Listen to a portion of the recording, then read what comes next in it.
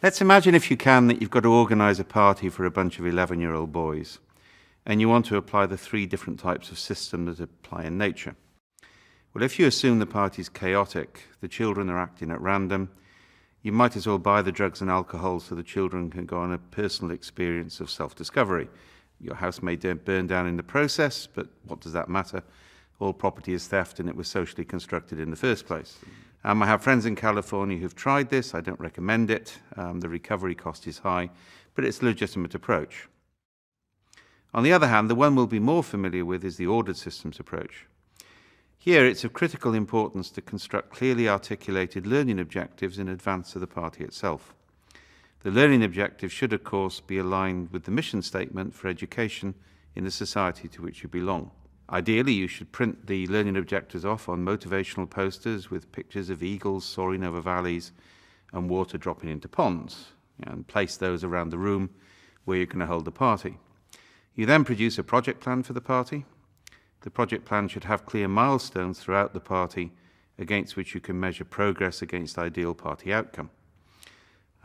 Once you've done that, the senior adult can start the party with a motivational videotape. After all, you don't want the children wasting time in play which isn't aligned with the learning objectives of the party itself. And then they should use PowerPoint to demonstrate their personal commitment to the objectives of the party and to show the children how pocket money is linked to the achievement of the milestone targets. Now, of course, the third approach, the complexity approach, is even simpler. Here we draw a line in the sand known as a boundary in complexity theory, and we turn to the children and say, "Cross that, you little bastards, and you die." And one of the things you learn pretty fast as an adult is the value of flexible, negotiable boundaries, because rigid boundaries have a habit of becoming brittle and breaking catastrophically.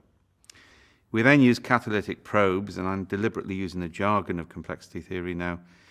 Football, a videotape, a barbecue, a computer game, something which will stimulate a pattern of activity which is called an attractor. And if it's a beneficial attractor, we stabilize it, we amplify it. If it's a negative attractor, we dampen it or destroy it fairly quickly. So what we do is we manage the emergence of beneficial coherence within attractors, within boundaries. And in that simple phrase, we see the promise of complexity theory for organizations and government alike.